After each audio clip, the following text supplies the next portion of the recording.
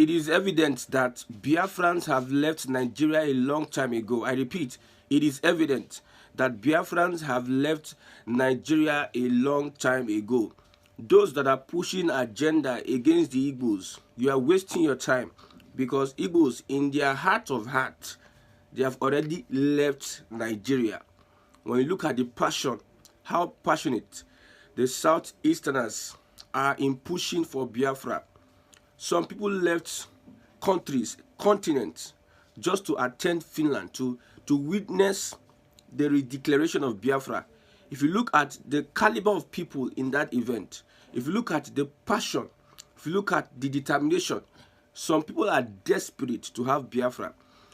That shows you a lot. That tells you a lot, that these Southeasterners have left Nigeria a long time ago. So your propaganda, your agenda on the Igbo people is a lost cause, especially those APC Ronu, or those that are supporting Bola Ahmed Tinubu, being used to castigate, or those that have hatred, natural hatred for the Igbo man.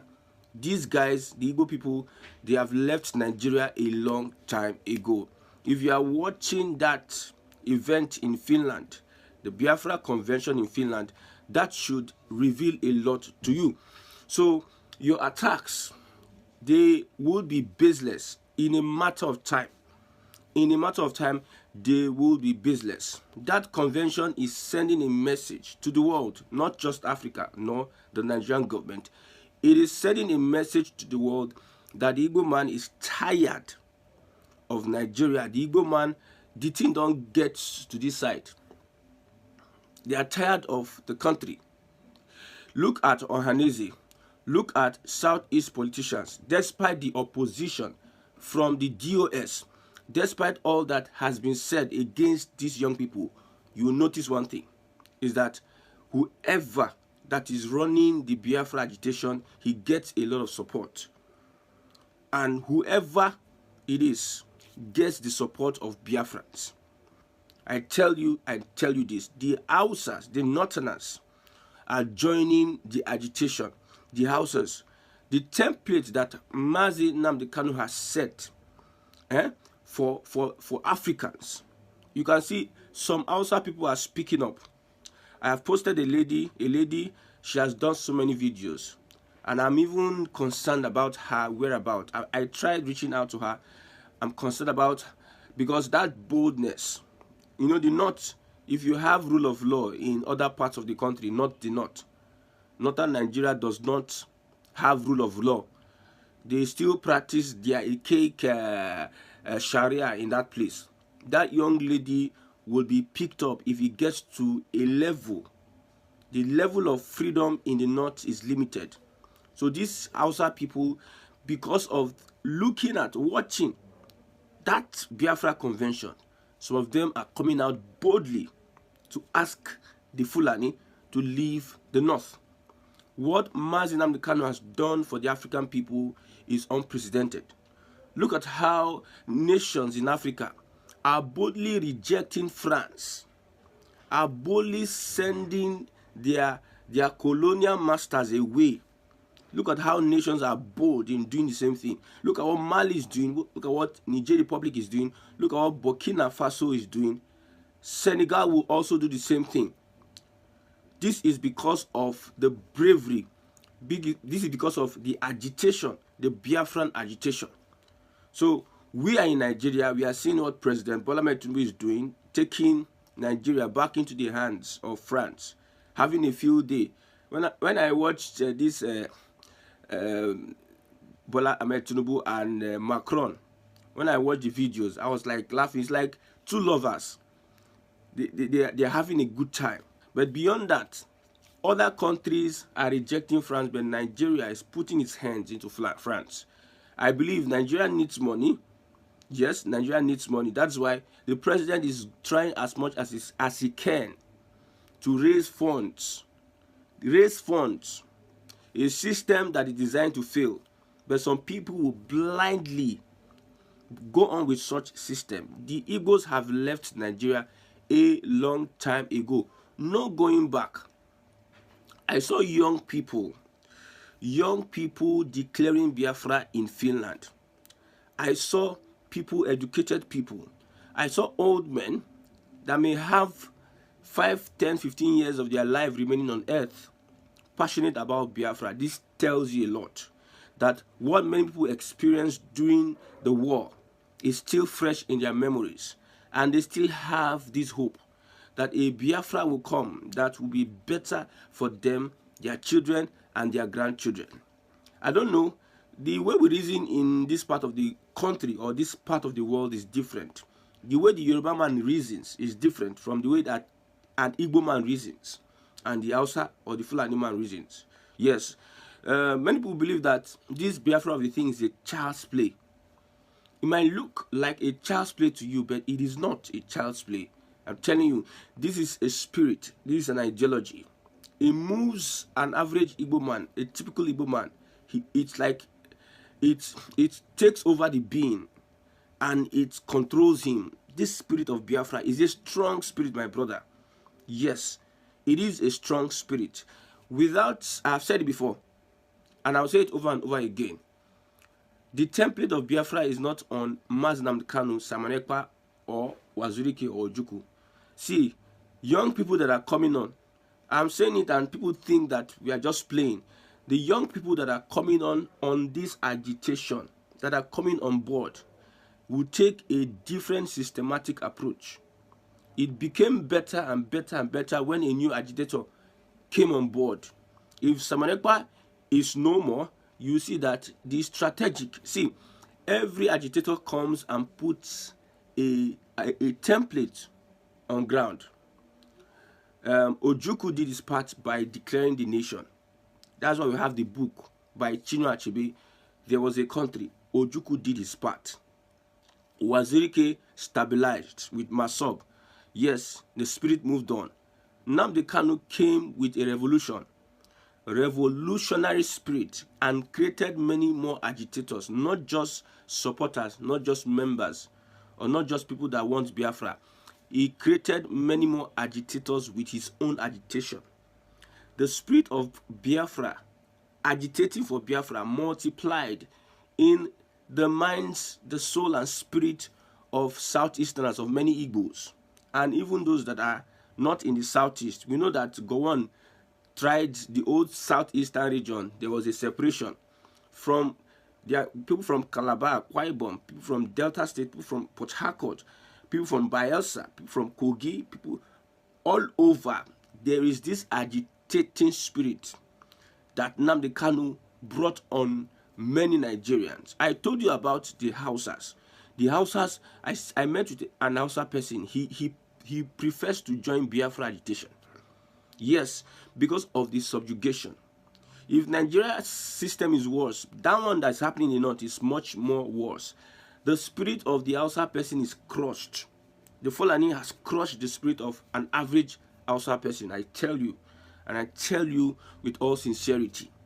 They need our help. These Hausa people, they need our help. They need orientation.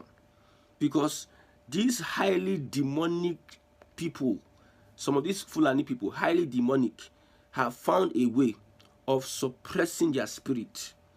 Not even their body, their spirit.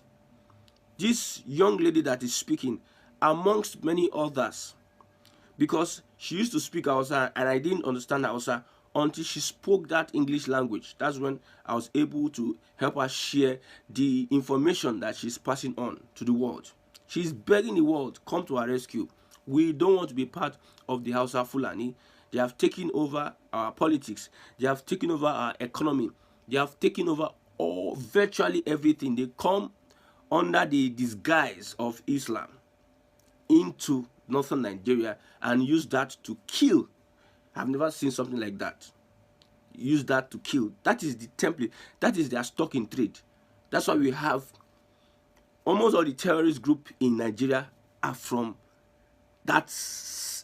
She said that Hausas don't get involved in all these terrorism activities. It is majorly the Fulanis using Islam as a cover-up.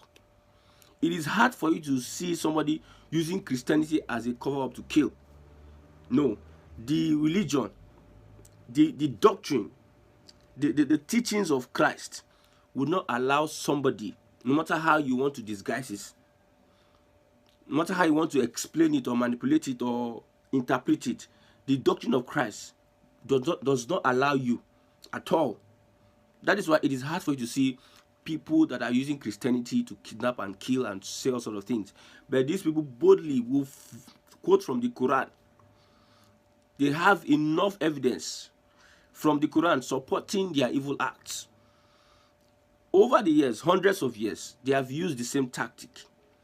And somebody will come and tell me that he's a moderate Muslim and he's we are not the same. My brother, sit down there and face what is facing you. The moderate Muslim wishes that he can do what the Muslim fanatic will do. The fanatic will kill and kill. The moderate Muslim will keep quiet. In his heart, he's happy that Islam is expanding.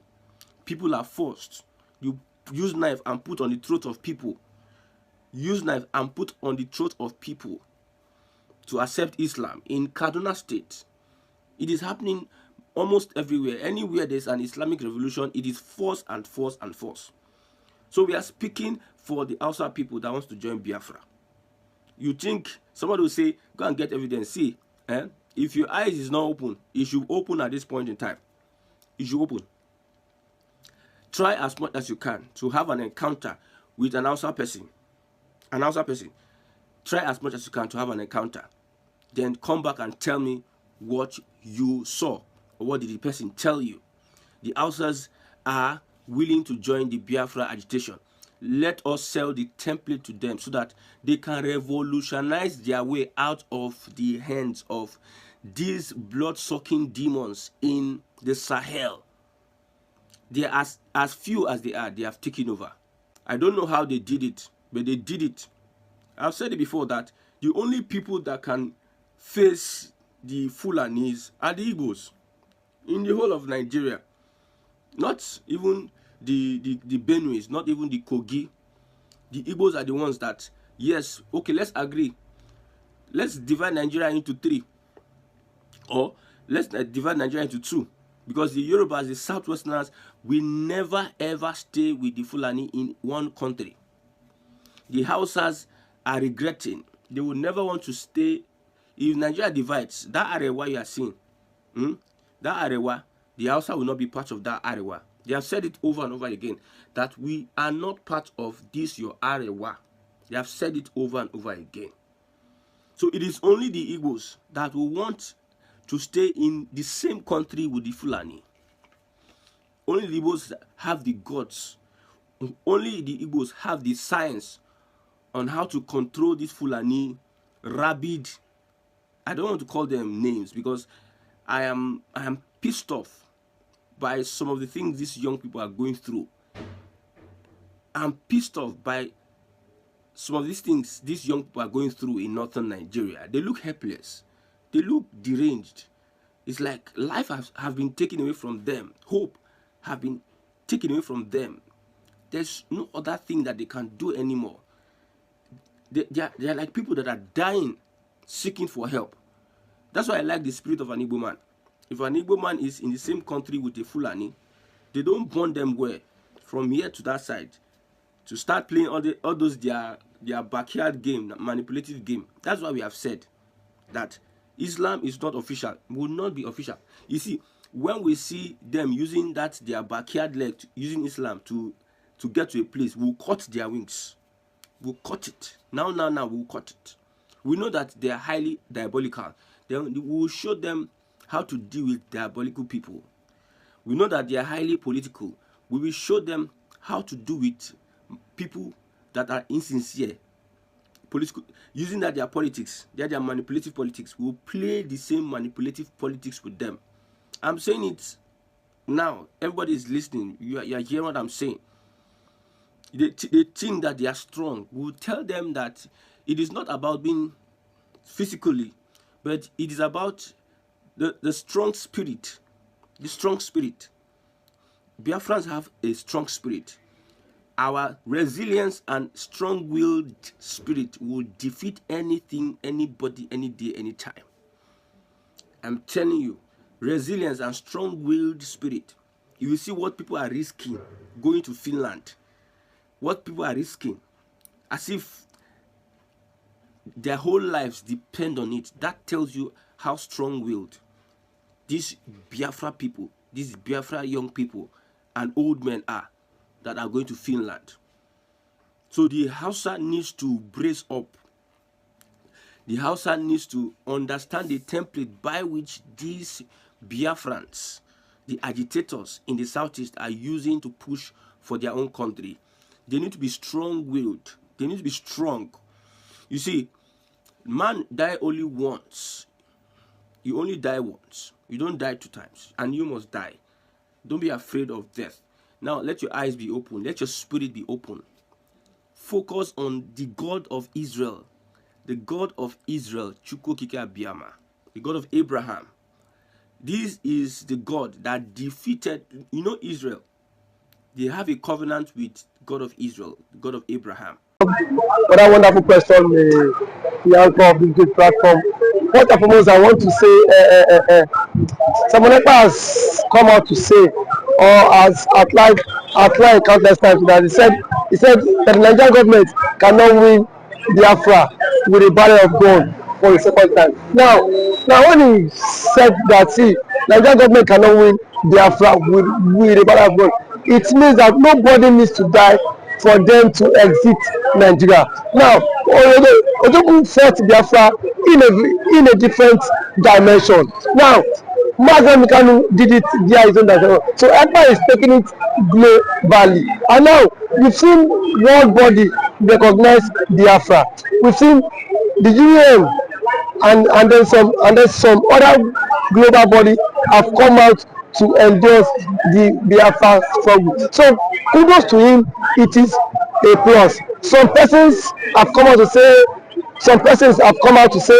that Samonekpa should be discredited, the likes of Fulanis and that of the southeastern governors. But my question is that you said Samonekpa should not be taken serious. Then who should be taken serious? The government who is not willing to protect our people? Is it the people who have refused to speak up when the Igbo man has been marginalized in the country? Is it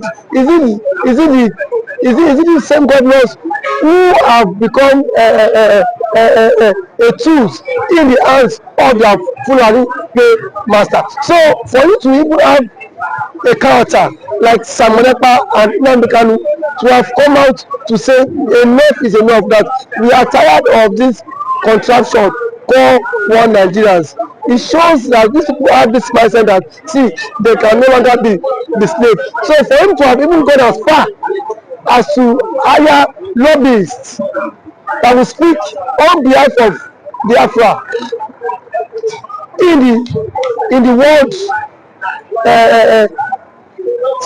in the UN summit, to me it's a plus, and that alone, the voice of Biafrans will be heard globally, and the voice of an Igbo man is also being heard globally. Now let me take it back the line. When Southern Sudan and South Sudan wanted parted ways, nobody killed each other. Nobody go through the route of violence. It was done amicably. So Samonekpa is doing it amicably for him to convince world leaders that this thing is possible, and why the government of the day, the present government of Nigeria, are not seeing it that way. Thank you. You can also to the government, to the Nigerian government, be worried about this. Why would they be worried? The same people have sent assassins to kill Samonekpa. Now only he has escaped. So see, one thing about it is that the government of the day, they are panicking. There's panic. You know what it is now? Say a particular tribe or a major tribe to exit your country. You know how an Igbo man is. You know the investment of an Igbo man is in the country. Now imagine in Nigeria without an Igbo man. Let's just imagine that. I mean, dominance. That means the Hausa man would now dominate virtually every government parastatals in Nigeria. So now the reason why the Igbo man is still believe that's Nigeria is because the Igbo man is still in the contraption called Nigeria. But eventually, if the Igbo man leaves, my brother, the Yoruba man will know the true meaning of Nigeria, and then we now know who owns Nigeria. Just like what Angwabula said, he said they are not scared of the Igbos parting, exiting Nigerians. That was what he said. He said they are not scared. Indirectly, that means the other tribe would not have sense of belonging in the country. And we know it. We know it. I know it too. And every man now has the spirit of dominance. You cannot dominate him. If a Fulani man has the spirit of dominance, for you to dominate him, it will take ages.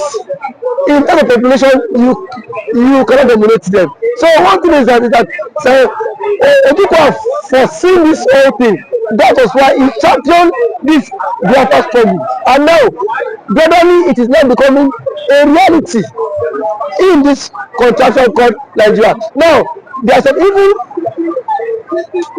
Igbo men are even tired of the system called Nigeria, just because they feel their brother is still in president. Now, my brother, I can bet you, come 2027, the Yorubas will be championing the Republic more than the Igbo man. I can bet you that. That I'm very certain of. Yes, we will championing because it is certain when their president, when their brother is being kicked away from the presidency, already there is a plot, and which he himself cannot escape. The president himself knows that there is a plot, and then the big shots in the north are forming alliance. You know it. RFI, a powerful influence in the north, is not in the league. Sorry, is not in good terms with the president. And now nobody can take that factor. What RFI did, or I see that made President Tinubu emerge as the president via his own influence. And then we have also the likes of Angulai, which is the chairman of the Northern Order Forum. He said, post that election, that the Northern Order supported Tinubu, but come 2027, Tinubu will not get their support. So what does that mean? Now if the average left person is not giving the vote, now where will they get the vote? It should come by 2027. The same thing the Yorubas have been tagged the Igbos for. Now they will be the mastermind of it, because I can bet you by 2027 Yoruba will stop. And that's the slogan that will continue to trend, is that we are tired of the country, we want to follow the suit of the Igbo man and exit the country. And then the Igbo man now will not take them, tag them for being unserious, because now that the Igbo man is championing for the exit, we are saying the Igbo man is not serious. Yeah, there are claims that the Igbo man is not serious, but I can bet you, when the system will not catch up with you, then you will know why the Igbo man has been championing to exit. Thank you for always coming.